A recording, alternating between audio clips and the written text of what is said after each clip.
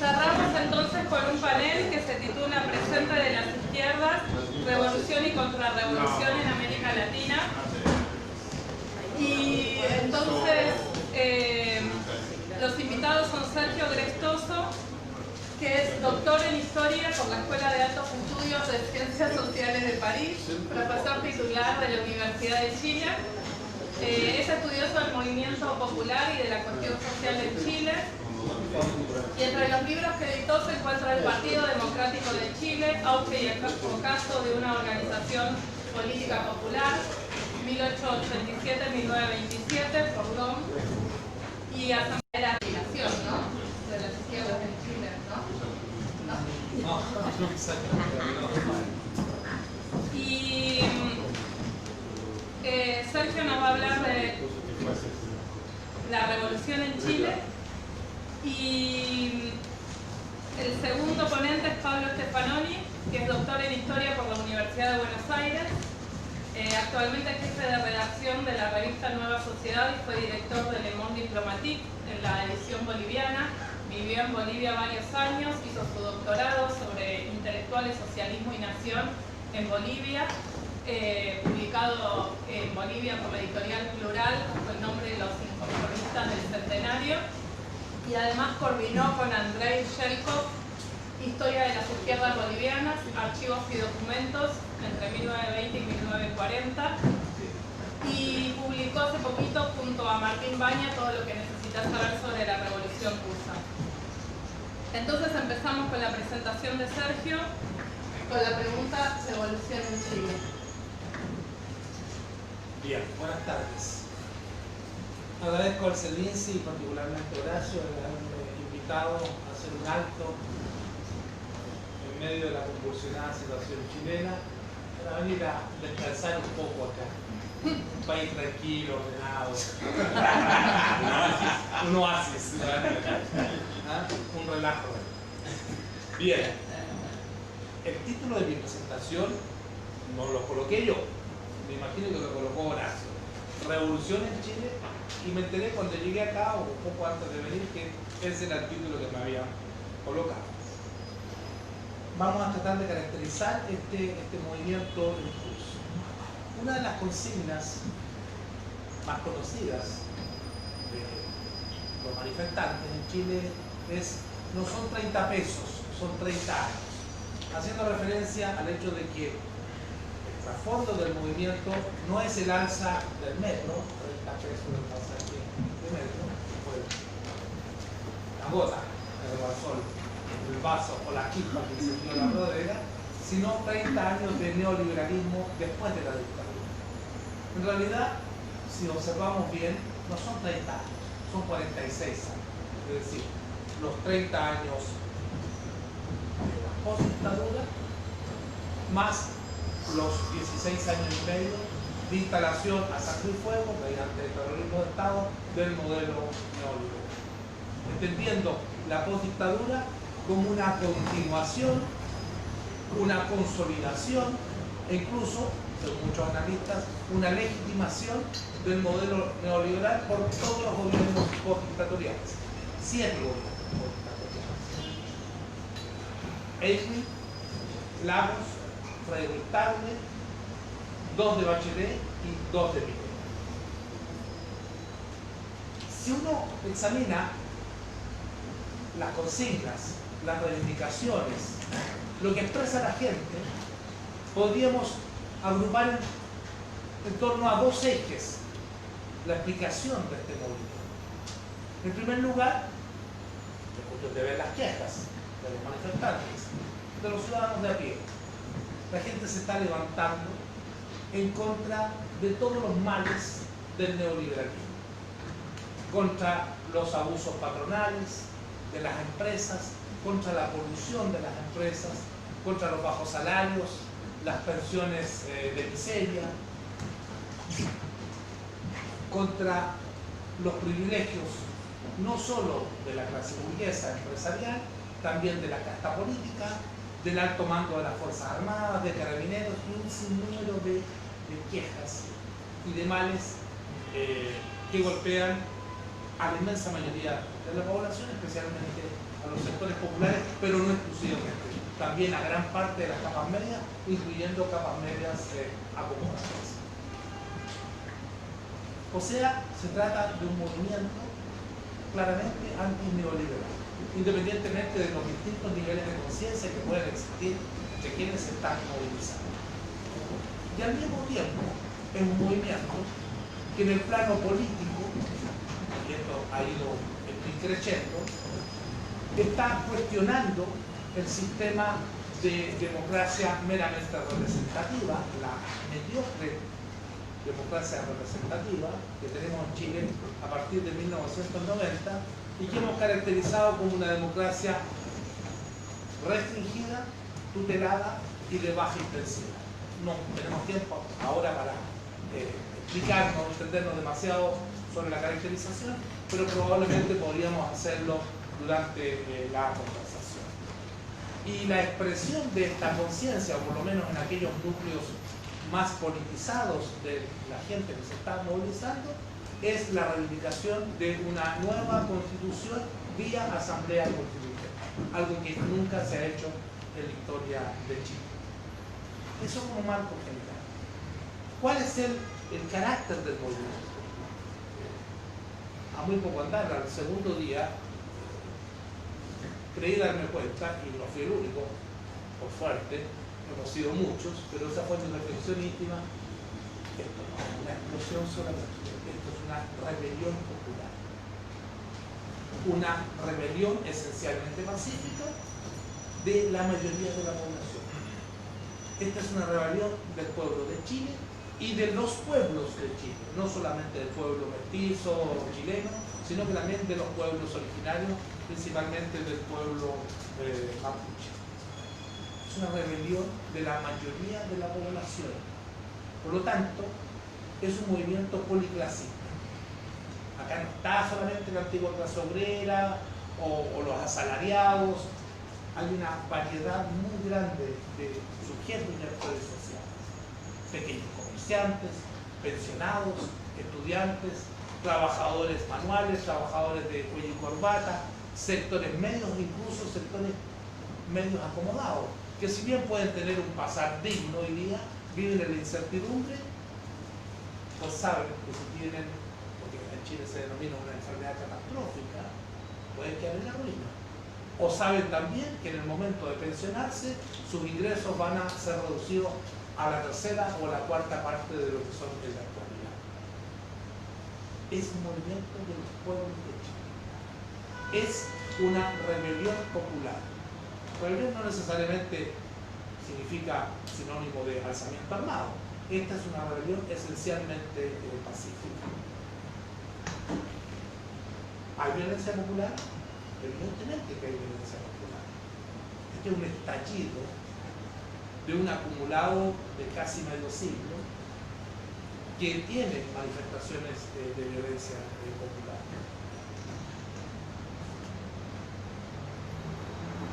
Este estallido es esencialmente espontáneo.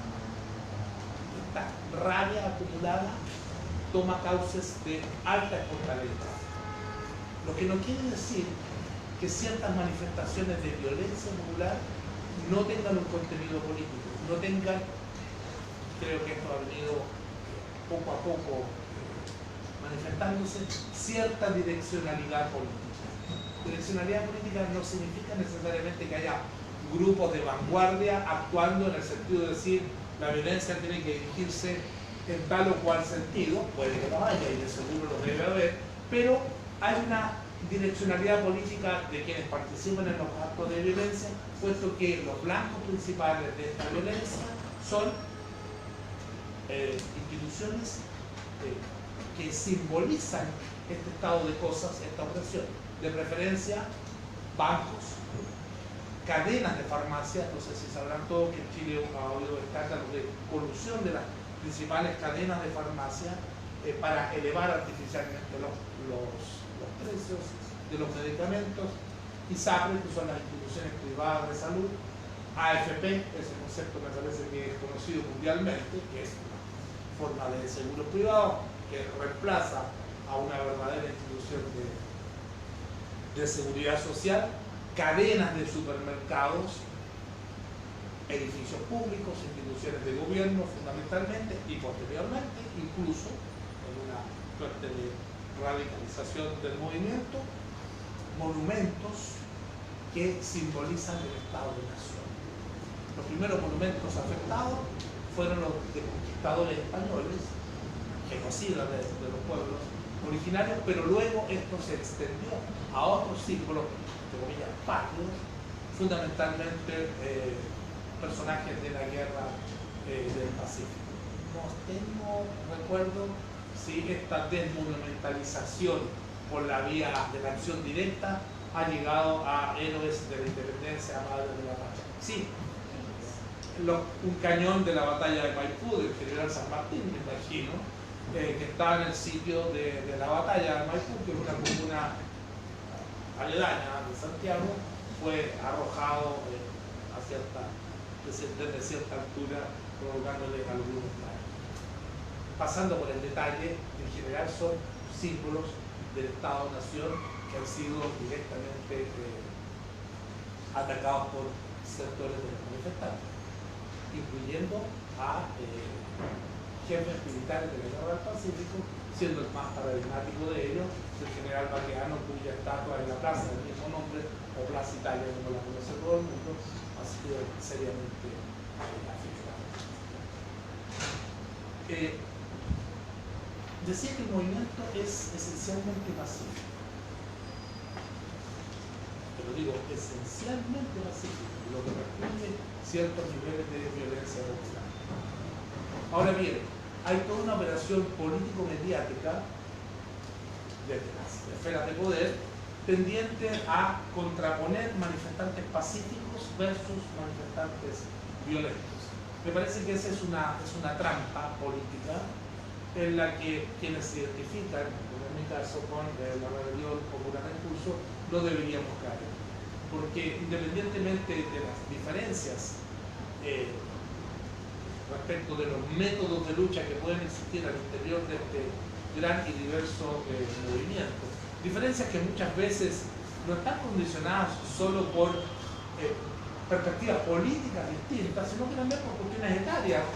Evidentemente, gente como uno no puede estar en lo que se denomina en Chile la primera línea, por cuestiones evidentemente físicas, de estado físico, esos son inevitablemente jóvenes. Entonces, esta trampita de oponer manifestantes pacíficos versus manifestantes violentos es algo que hay que evitar, porque todos los manifestantes son parte de un movimiento que tiene muchas alas, y esa cuestión ha venido progresivamente siendo comprendida por algunos sectores de la población, por sectores de estos, entre comillas, manifestantes pacíficos, que ven en los muchachos de la primera línea, los que están en el combate directo con las fuerzas policiales, una suerte de protección respecto de la gran masa, puesto que ellos contienen la acción de la policía, de manera tal de que la gran masa pueda manifestarse, entre comillas, pacíficamente durante un periodo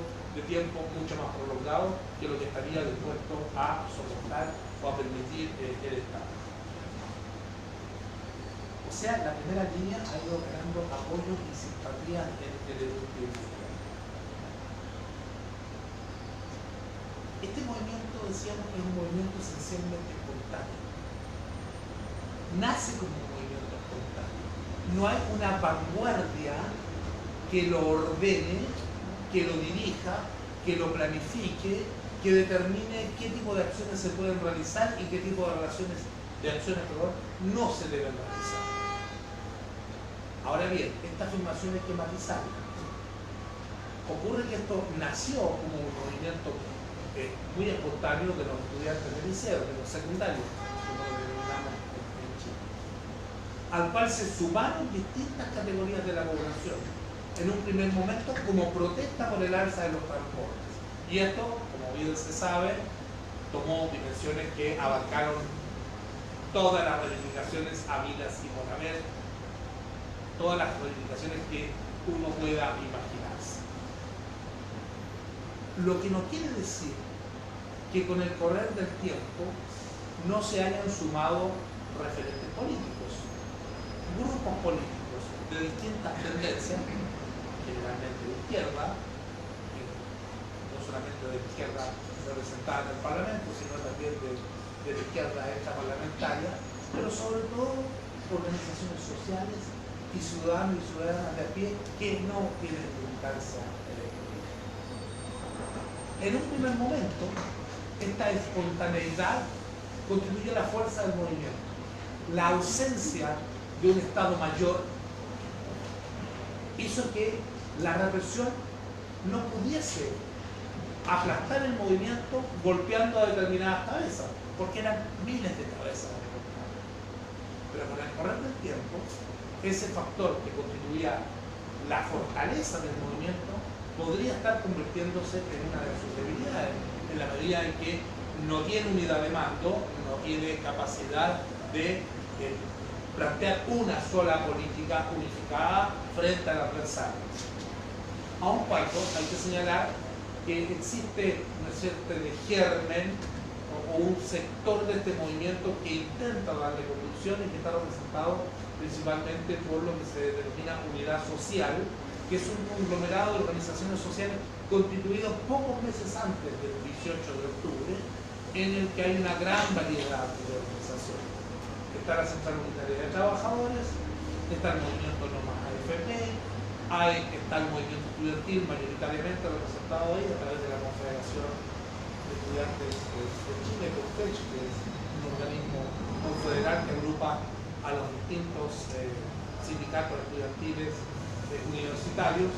Hay una rama de los estudiantes secundarios, hay organizaciones feministas, medioambientalistas, es decir, hay una variedad bastante grande de organizaciones, estamos hablando de decenas de organizaciones sociales agrupadas en este organismo, reitero, que se creó antes del estallido.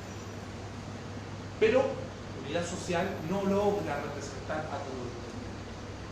Hay otras ramas, otras vertientes que son parte también de la rebelión popular, pero que no forman parte de la unidad social. Por ejemplo, la pequeña, pero nacimiento al parecer, Central Clasista de Trabajadores y sobre todo numerosas organizaciones sociales independientes o que se han creado al calor del movimiento. Muchos cabildos, asambleas territoriales, grupos informales, como se le llama en Chile, sobre todo cuando se está hablando de jóvenes de piños, ¿ya? Que se han constituido o que existían informalmente en poblaciones, en barrios populares, en centros de estudio y que también forman parte de la movilización, aun cuando no reconocen a este que podría ser el Estado Mayor de los sectores más organizados de la rebelión.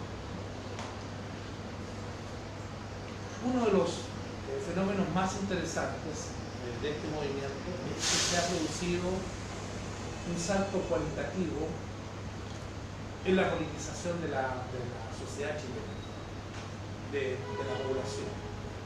Este fenómeno no es un fenómeno que ha surgido de la noche a la mañana. Al igual que toda la rebelión, no la podríamos explicar como algo que de repente explota de manera inexplicable. Aquí hay un proceso de acumulación más o menos subterráneo, más o menos visible según las exportaciones, que se viene produciendo desde hace décadas probablemente. El estallido del 2011-2012, después del movimiento estudiantil, en un sentido más amplio, fue un movimiento por la educación pública, porque también hubo otros actores, profesores, personal de la educación, con simpatía mayoritaria de toda la población. Fue un hito muy importante en este proceso de politización. Del mismo modo como podríamos decir que el estallido de los pingüinos el año 2006, después los estudiantes del liceo también lo fue. Y otros procesos que han contribuido a esta acumulación de fuerzas no muy visible. Evidentemente esto aflora el 18 de octubre, pero es el resultado de estos sedimentos que se vienen acumulando en la sociedad chilena. El 2011 fue un hito muy importante, no solo de protesta social, sino también de politización de la sociedad chilena. Entre otras razones, porque la reivindicación de la Asamblea Constituyente que venía planteada desde antes, éramos pocos hasta ese momento que sosteníamos esa reivindicación, fue expandida a lo largo y ancho del territorio nacional gracias al empuje, en primer lugar, del movimiento estudiantil y también de otros movimientos sociales que estallaron ese mismo año 2011. Entonces, tenemos un salto cualitativo de la politización, porque lo que está ocurriendo en Chile, y eso es muy interesante, no son solo manifestaciones de protesta más violentas o más pacíficas, unas u otras. Hay un estado de deliberación ciudadana, como no lo habíamos tenido probablemente nunca antes, salvo el periodo de la Unidad Popular.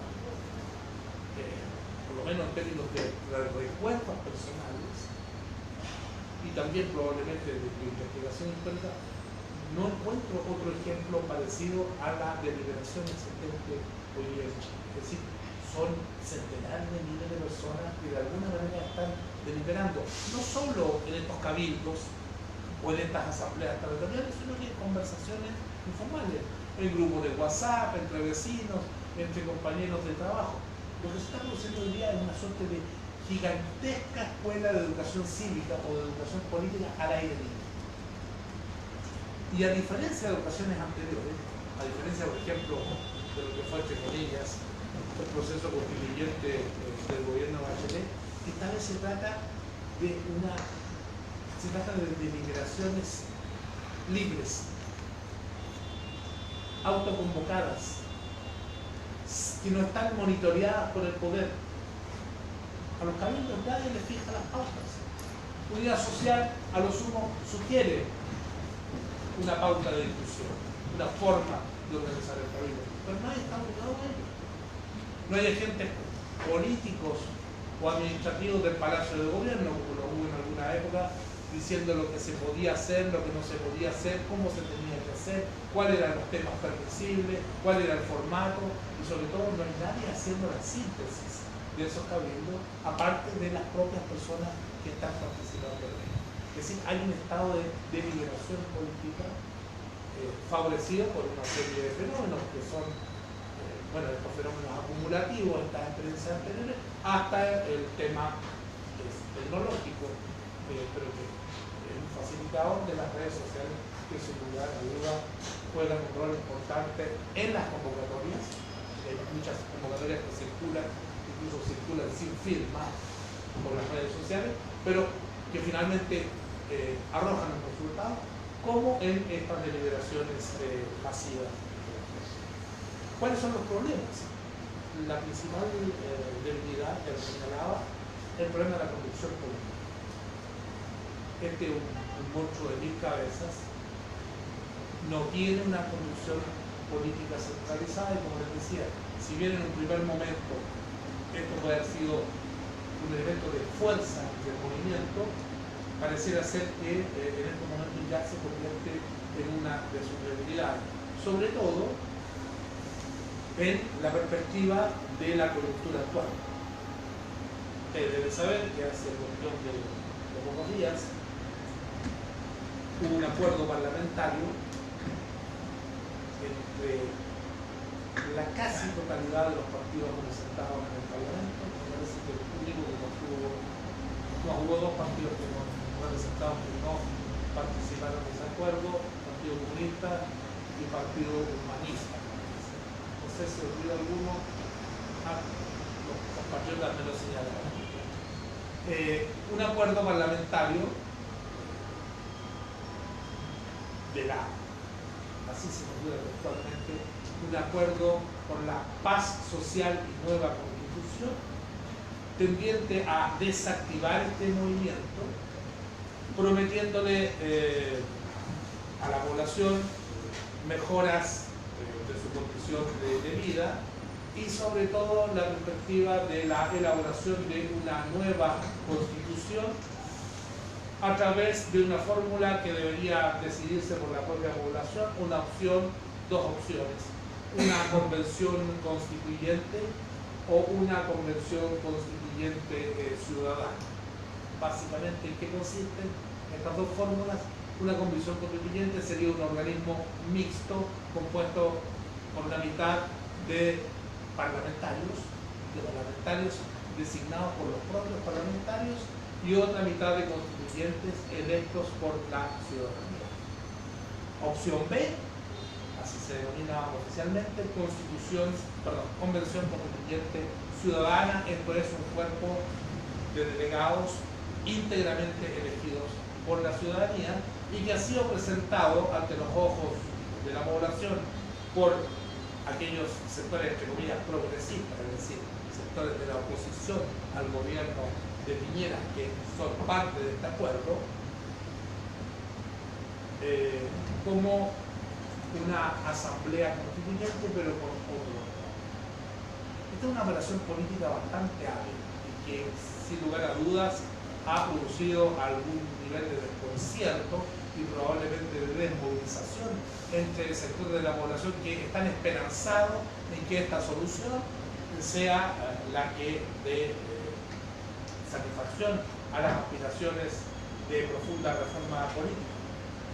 El punto es que esta convención constituyente ciudadana no es realmente una asamblea constituyente, entendiendo esta como un organismo libre, soberano, que goza de autonomía total, no sujeto a norma alguna, dictaminada por un poder constituido.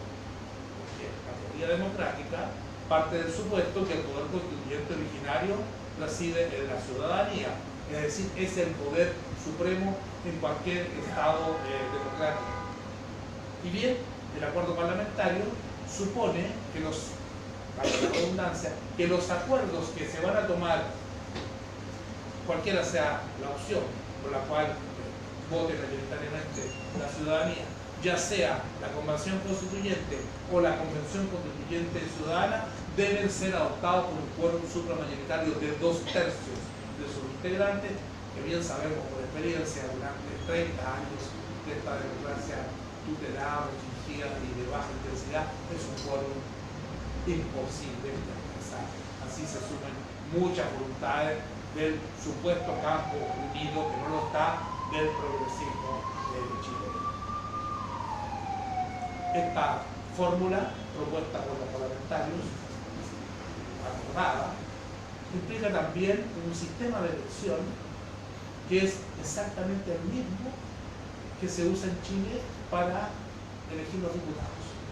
Esto es un sistema que favorece a los partidos políticos, puesto que se compite por listas.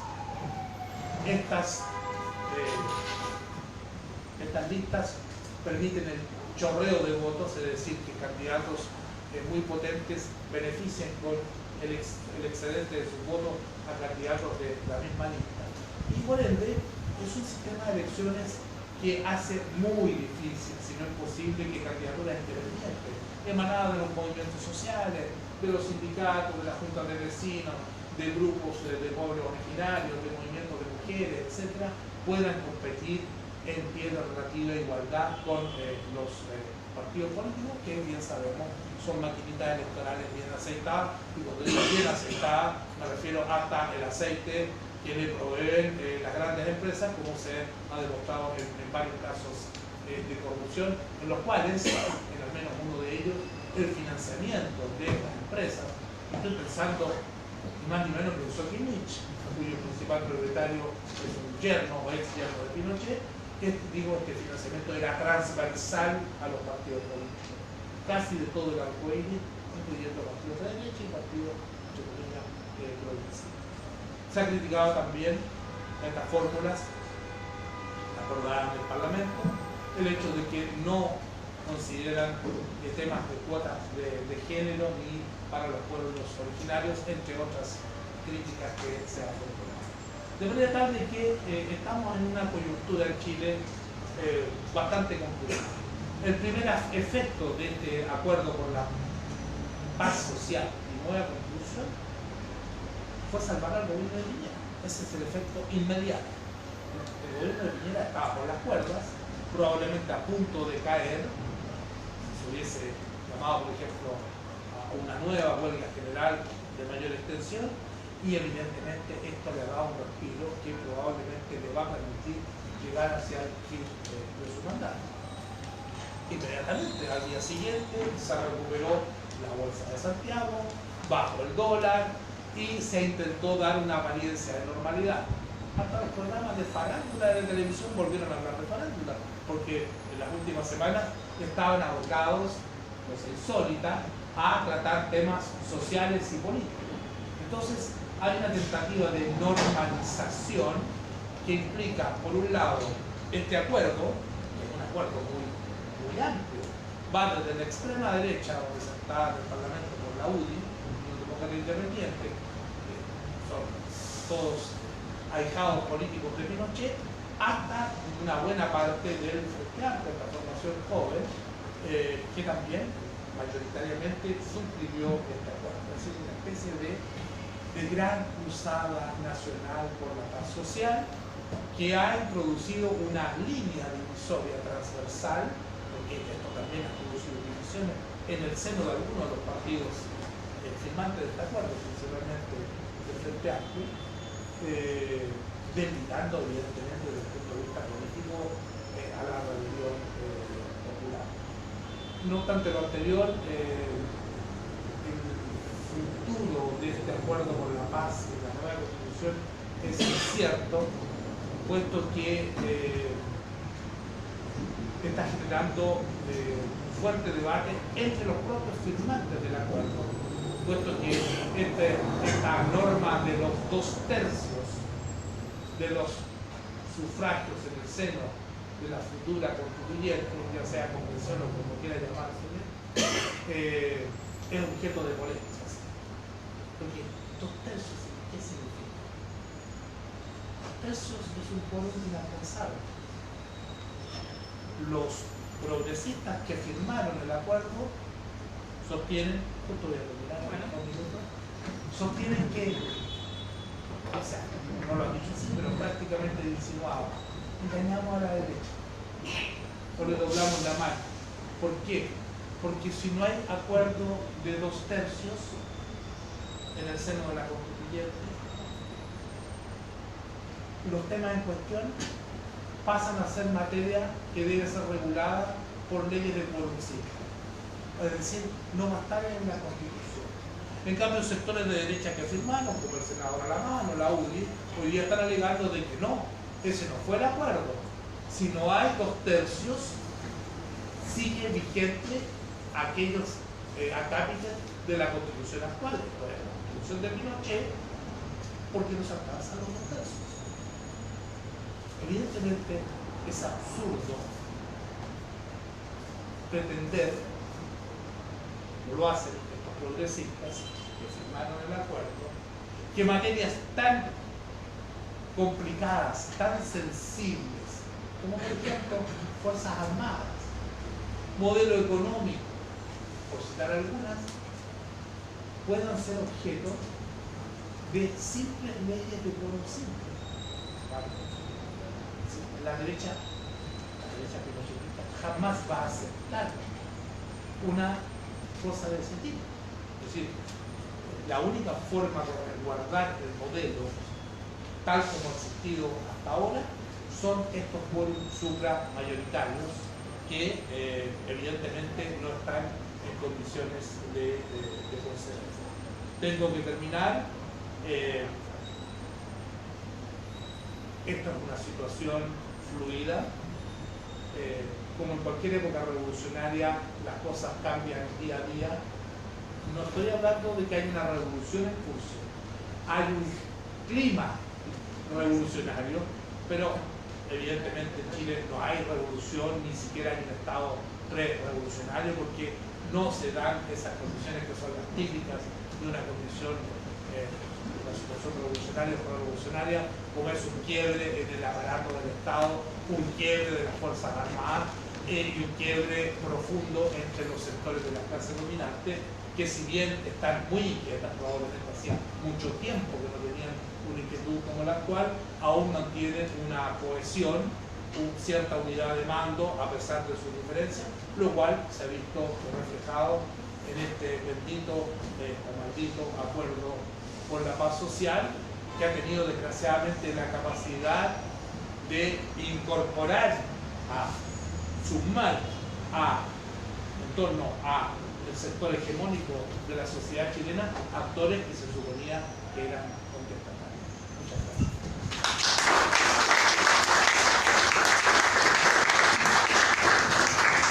Bueno, escuchamos ahora a Pablo y después abrimos a comentarios, preguntas, intervenciones. Pablo nos va a hablar del clima contrarrevolucionario en la Bolivia actual. ¿Se escucha atrás? Porque decía recién que no se escuchaba. ¿Sí? No. Bueno, se escucha. Un poco, lo que pasa es que también entro cuando bajaba el tono de voz se perdía. Mantenete a... Me mantengo así, escucho barricada. Cuando habla de la revolución sube, ¿viste? La contra, Luego baja la voz y se escucha, claro. a mí me tocó la me tocó la contrarrevolución a mí. O sea, una parte en desventaja respecto al caso de Chile. Bueno, ¿por dónde empezar esto? La primera cosa que creo que si algo comparte el caso de Bolivia con el de Chile fue que por lo menos a nivel internacional causó la misma sorpresa una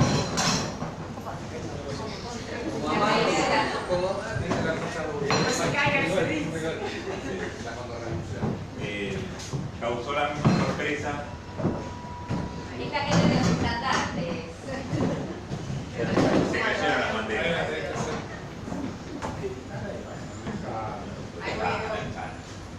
Se puede sacar como correr ahora. Bajen los estandartes.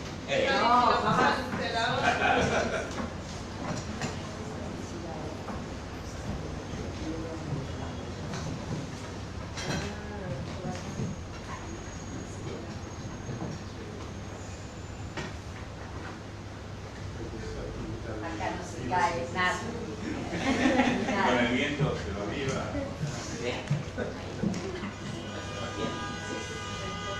Decía, quizás lo que sí comparte el caso de Bolivia con el de Chile fue la sorpresa que causó la dimensión de la crisis. Ayer cumplió Evo Morales una semana de exilio en México. Si hubiéramos pensado esto hace 3 semanas, nadie hubiera pensado que iba a estar en un avión de la Fuerza Aérea Mexicana rumbo al exilio de Evo Morales, cuando parecía un gobierno fuerte, con buenos datos económicos, bastante poderoso en estos años, con una situación política que tenía problemas, pero en principio no era tan inestable hasta ese momento. Sin embargo, hoy tenemos una situación de crisis política con un gobierno de transición que tiene básicamente bajo su poder en las Fuerzas Armadas y en una parte de la opinión pública significativa, sobre todo urbana, y un movimiento al socialismo que está dirigido a control remoto por Evo Morales y ahora, como voy a contar, su liderazgo incluso cuestionado, por lo menos en la estrategia que está aplicando hasta ahora. Lo primero que quería empezar con un par de cosas un poco más antiguas de qué significó exactamente el gobierno de Evo Morales en Bolivia. La primera cosa, no voy a hacer una historia de estos 14 años, pero 2 o 3 puntos que me parece son importantes para entender qué es cuál es como la base social y el carácter de esta movilización que termina en un golpe, pero yo creo que hay que ver, si uno mira la película, ciertas fotos, se puede poner la cámara en un momento y de acuerdo a dónde se pone, creo que acá, por el viento no. Sí, se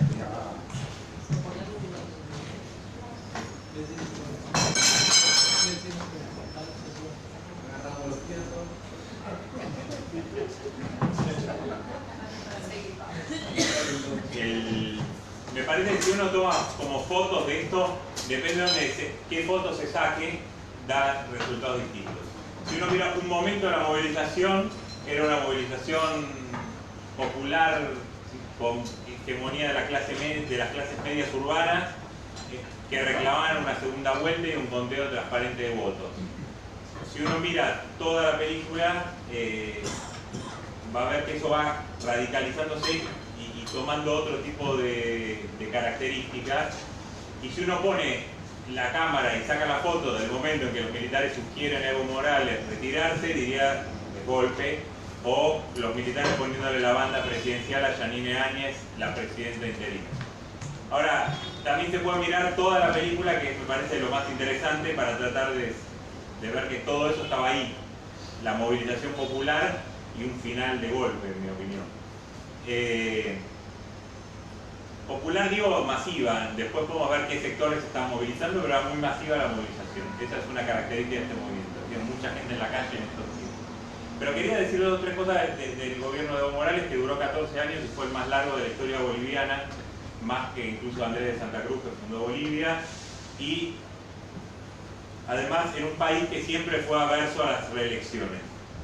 No hubo reelecciones en la historia, reelecciones continuas, por lo menos reelecciones continuas, y los que las intentaron terminaron mal, salvo Evo Morales hasta ahora, que logró 2. La primera es que la propia... El movimiento del socialismo, que es el partido que lleva a Evo Morales en poder, tiene la particularidad, creo que incluso no solo en Bolivia, sino en Occidente, de ser un partido campesino que logra expandirse hacia las ciudades y ganar las elecciones. Creo que no hay en Occidente, por lo menos, casos y menos recientes de partidos campesinos que se organizan en el campo y que sus triunfos electorales se van dando desde el campo hacia las ciudades. Normalmente estamos acostumbrados a revoluciones inversas, digamos, desde la ciudad que van hacia el campo. Y eso es lo que fue el MAS. En un contexto que algunos llamaron de ruralización de la política, porque básicamente los sujetos populares se fueron transformando por la crisis minera y la emergencia del movimiento campesino indígena como el sujeto principal de la oposición al neoliberalismo en los años 2000. Entonces ese cambio de sujetos, por decir, de actores, también llevó a un cambio en la dinámica política. Y el MAS tiene sobre todo como base al movimiento cocalero, los cultivadores de coca, y al movimiento campesino de Cochabamba. Más tardíamente va incorporando a Aymara, pero se va dando ese proceso. Y en realidad el gobierno de Evo Morales siempre fue un gobierno bastante campesino en su estética, en su forma de recambio de élites, y eso explica también por qué son las ciudades las que le van a voltear en gran medida. Si uno mira, el MAS se funda en los años 90, mediados, y sobre todo va a ser la guerra del gas del 2003 la que va a cambiar las correlaciones de fuerza. Y ahí, en 2005, Evo Morales gana con el 54% de los votos. Es muy sorprendente porque fue el primer presidente desde el año 82, cuando se restauró la democracia, que gana con más de la mitad de los votos en Bolivia. Y ahí se ve un proceso en el cual va a ir aumentando los votos. Gana en el 2005 con 54, en el 2009 va a ser ratificado en un referéndum revocatorio con el 67%, y en el 2014 va a ganar de nuevo con el 61, contra 25 de la oposición, o sea, del segundo, o sea, con mucha diferencia de los votos. Y ahí, si uno mira las ciudades, siempre el voto va a ser mucho más condicionado, aunque es masivo, depende de razones más coyunturales, digamos. No hay una adhesión ideológica en más completa, o sea, una lealtad política sostenida en el tiempo. Lo que vemos es que en distintos momentos hay distintas razones que hacen que los sectores urbanos voten por el MAS, sobre todo en el occidente de Bolivia. En el 2005, después de la guerra del gas y de la crisis política, fue como la idea de darle una oportunidad a un líder indígena campesino frente a la crisis de las élites tradicionales. Y ahí mucha gente de la clase media votó por Evo Morales, como viendo qué pasaba. En el 2009, después de la crisis con Santa Cruz, Evo Morales apareció como el garante de la unidad nacional frente al separatismo cruceño, y de nuevo en el occidente gana por mucha distancia. Y en el 2014, con la buena situación económica, sectores medios vuelven a votar por Evo Morales, y la consigna en ese momento fue la estabilidad económica. Porque efectivamente Bolivia creció 5% en promedio durante los 14 años de Evo Morales y se triplicó el PBI. Entonces eso hizo que sectores medios votaran de nuevo por Evo Morales, Pero también hay que decir que en verdad lo que fue este proceso de cambio, como se lo llama en Bolivia, fue un proceso del occidente boliviano. En Santa Cruz, si bien Evo logra ganar en 2014, en todo lo que es el oriente de Bolivia no hubo un gran cambio ideológico en este tiempo. O sea, el gobierno logró, una vez que ganó las elecciones, ir expandiéndose hacia el oriente con políticas públicas, obras, desde el Estado, pero realmente siempre hubo como dos Bolivias en términos ideológicos. Y no es casual que este movimiento surgiera de nuevo en Santa Cruz, que es donde hubo más resistencia contra Evo Morales. En 2014 logra ganar por la economía, pero Santa Cruz, que es la región agroindustrial, desafió a Evo en el 2008 con la cuestión de la autonomía, quizás muchos recuerden. Evo Morales los derrota y ese movimiento va a reemerger ahora. Y en realidad, ¿cuándo reemerge? O sea, ¿cuándo cambia como la situación política en Bolivia y empieza la crisis que termina ahora? O sea, se empieza como a afectar esa situación de malestar más activo, digamos. Lo que me parece que cambió en Bolivia es que los sectores que se oponían a Evo Morales en este proceso se activaron, digamos. Antes podían estar ahí, pero ahora se activaron. Y fue con el referéndum del 21 de febrero de 2016, que es donde Evo Morales, después de ganar las elecciones en fines del 2014 con 61%, se lanza en febrero de 2016 a un referéndum para cambiar la Constitución. Quizás lo recuerden, pierde por dos puntos, 49 a 51. Es un golpe muy fuerte para el MAS, es la primera elección que pierde Evo Morales en este largo periodo.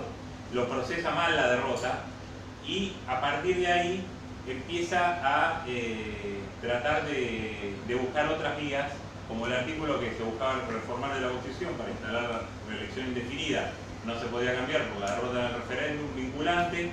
Lo que hizo el gobierno fue buscar otras vías para lograr la reelección indefinida. Y esta finalmente se resuelve por una vía judicial del Tribunal Electoral, el Tribunal Constitucional, que dice,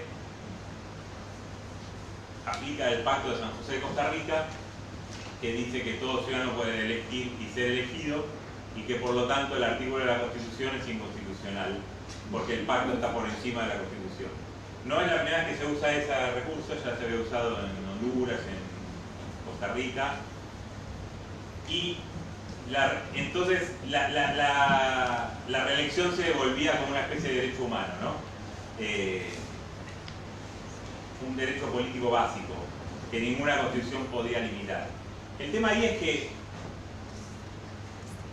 obviamente implicó un cambio porque es la primera vez que el gobierno había hecho un referéndum para eso, esa era la diferencia. Si hubiera habido solo un fallo del tribunal se hubiera puesto en cuestión, pero acá había habido un referéndum y eso es lo que cambiaba cualitativamente la cosa.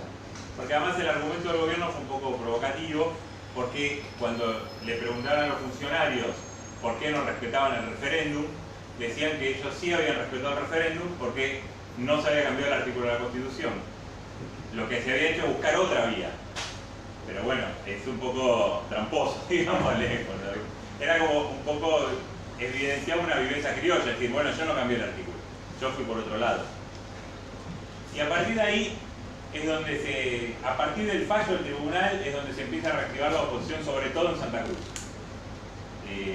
Que desde 2008 estaba muy tranquila porque el gobierno, después del movimiento autonomista que fracasó, lo que hizo fue pactar con las élites económicas, los sectores más radicales se fueron del país, involucrados en todo lo que fue la violencia del 2008, el gobierno pactó con los sectores agroindustriales y los empresarios, como en un contexto de buena situación económica y la perspectiva de que Evo tuviera unos 10 años más mínimo, pactaron con el MAS, con el gobierno. Y entonces se tranquilizó la situación. Después de este fallo, se empieza a reactivar el autonomismo cruceño, pero un poco por abajo. Y ahí es donde gana las elecciones para el Comité Cívico de Santa Cruz Luis Fernando Camacho, que quizá lo vieron porque ahora se hizo medio conocido, que es este tipo que fue el que ahora es uno de los líderes de las protestas en las calles. Camacho llegó, el Comité Cívico en Bolivia hay Comité Cívico en todas las regiones, pero el de Santa Cruz es realmente mucho más importante y agrupa las fuerzas vivas de la región, sobre todo por temas regionales, de reivindicaciones regionales, pero con hegemonía empresarial. De hecho, Camacho es un empresario dedicado a los seguros, Él llega con un discurso radical diciendo que las élites cruceñas habían pactado por el poder, y él encarna un discurso cada vez más radical contra el gobierno, pero recién va a ser después de las elecciones donde él se va a volver una figura más nacional. A partir de ahí hay un dilema de la oposición, que es presentarse y avalar la reelección de Evo Morales, o no presentarse y boicotear las elecciones. La experiencia venezolana indicaba que boicotear las elecciones no era una buena salida, porque el MAS se iba a quedar con todos los cargos del país y posiblemente no pasara mucho más y la oposición se quedara sin nada. Entonces la oposición participa en las elecciones, y ahí es donde llegamos a la situación que lleva a la renuncia de Evo. Elecciones el 20 de octubre, en Bolivia para evitar la segunda vuelta se gana con el 50 o 40 y 10 puntos de diferencia. Es un sistema parecido al de acá en Argentina, pero no exactamente igual. Acá es 45 o 40 más 10. En Bolivia es 50% o 40 y 10 puntos de diferencia sobre el segundo. O sea, como Evo ya no llegaba al 50, las miradas estaban puestas en si llegaba a sacar 10 puntos sobre Carlos Mesa, el expresidente que estuvo después de la guerra del gas y renunció en 2005. Y ahí es donde llega al domingo 20 de octubre, donde en medio del conteo rápido de los votos hay un sistema que se llama TREP, transmisión rápida, ¿verdad?, de votos, que se va haciendo con algunas actas. Se va cargando las actas, las fotos que mandan los presidentes de mesa por una aplicación, y se van cargando rápido, y hay como un primer resultado. Eso se corta, la transmisión, y el gobierno va a dar después distintos funcionarios distintas razones para haber cortado. Y ahí es donde todo se empieza a embarrar, y hay varias razones. Unos dicen siempre se corta con el 80 y pico %, nunca se había hecho antes al 100%. Eso era cierto, pero antes, como Evo ganaba con el 60 y pico, había 30 puntos de diferencia, a nadie le importaba el conteo rápido ni los detalles. Después dijeron que había habido un ataque cibernético y por seguridad se había cortado. Después bueno, había muchos argumentos que evidenciaban que había habido algo irregular. Después renunció el vicepresidente del tribunal. O sea, empieza a haber toda una degradación de la credibilidad del tribunal. Obviamente la oposición iba a decir fraude en cualquier caso, eso es un dato. O sea, en cualquier resultado la oposición iba a decir fraude, pero acá encontró esa denuncia de fraude en una situación confusa, por lo pronto. Ahí es donde Evo Morales llama a la OEA para que haga la auditoría. En el caso boliviano había pasado algo bastante particular, que es que mientras que en Venezuela la OEA era el diablo proimperialista y todo eso, y Almagro era el enemigo número 1, en el caso de Bolivia, Almagro había ido a Bolivia, había avalado la candidatura de Evo Morales, incluso había participado en unos actos que eran casi actos de campaña. Entonces era la oposición la que decía que la OEA era cómplice del gobierno boliviano, e incluso en un momento la oposición es la que pide la salida de Almagro de Bolivia. Entonces se cambian los roles, y cuando Evo dice que la OEA haga una auditoría, la oposición responde que la OEA es cómplice de Evo. Eso se va a revertir después, pero hasta ahí era la situación. Y ahí es donde empieza todo un ciclo, se va como acelerando los tiempos, se va generando una situación donde se va radicalizando la movilización en las calles. Las movilizaciones eran muy grandes. En Santa Cruz había cabildos de 200, 300.000 personas, eran movilizaciones grandes. Y en el resto del país fue también saliendo mucho, sobre todo las clases medias urbanas, a la calle, lo cual no había ocurrido antes en la era Evo, salvo con la cuestión esa del TICNIC, la carretera. Ahí hubo movilizaciones grandes, pero no está en juego la continuidad del gobierno. Acá lo que fue pasando es que fue pasando la consigna de segunda vuelta, es lo primero que se pedía, segunda vuelta electoral, porque había muy poquita diferencia y se consideraba que el fraude era lo que había evitado la segunda vuelta. Después nuevas elecciones, y después ya se empezó a pedir la renuncia de Evo, y se va viendo cómo los actores moderados van saliendo de escena. Carlos Mesa, que había salido segundo en la elección, ya va corriéndose y empieza a tomar protagonismo Luis Fernando Camacho, este empresario cruceño de 40 años, que aparecía en los cabildos con una Biblia diciendo, además de pedir segunda elecciones nuevas, diciendo que Dios tenía que volver a entrar al palacio, bueno, un discurso más conservador, y por otro lado, como un discurso así de virilidad, diciendo, de hecho le llaman el macho Camacho, muchos en Santa Cruz, como yo tengo los huevos para ir a decirle a Evo que renuncie. E incluso ahí organiza algo que pareció un poco ridículo, y voy cerrando, creo que ya terminó el tiempo, redacta una carta con la renuncia de Evo Camacho, y dice, yo voy a ir a La Paz a llevarle la carta, para que la renuncie, para que firme y renuncie. Eso era bastante, si uno compara con 2008, cuando fue la crisis con Santa Cruz, en 2008 era imposible que un líder cruceño fuera a La Paz a provocar a Evo, digamos. Hubiera salido en un cajón, hubiera vuelto a Santa Cruz en un féretro. Ahora Camacho va la primera vez, va solo, se toma un avión y va a Santa Cruz con la carta. Va a La Paz con la carta de renuncia. En el aeropuerto lo bloquean los militantes del MAS, no lo dejan salir del aeropuerto, se victimiza y el gobierno lo manda en una avioneta a Santa Cruz de nuevo. Vuelve a Santa Cruz, aparece de nuevo en un cabildo grande y dice, mañana vuelvo a La Paz con la carta. Y efectivamente al otro día vuelve, el gobierno se da cuenta que seguir victimizando a Camacho no conducía a ningún lado, le dice que vaya y entregue su carta, lo cual era lo que tenía que haber hecho al comienzo, porque esa carta no tenía ningún sentido, iba a ir por mesa de entrada a la Casa de Gobierno a decir, vengo a traer la carta de renuncia, bueno, déjela acá, ¿no? Le ponen un sello y la deja. Entonces el tipo se queda en La Paz y se me voy a quedar hasta que renuncie.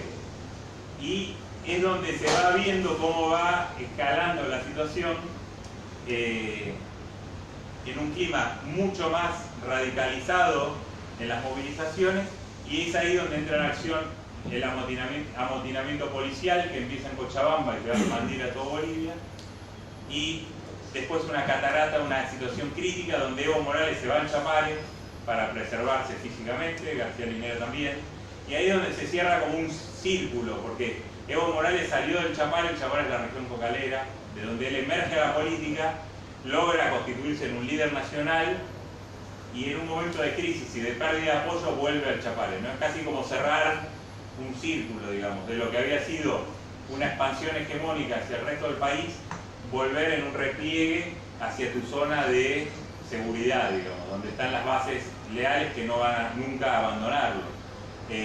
Pero era, si bien se hizo por seguridad personal y tenía todo el sentido, también mostraba un repliegue, porque La Paz, en el 2008, cuando fue la crisis de Santa Cruz, La Paz era un lugar perfectamente seguro para Evo Morales, porque está rodeada del Alto. Digo, cuando él se va al Chapare es porque los sectores que lo apoyan claramente están debilitados, y eso se puede discutir después por qué.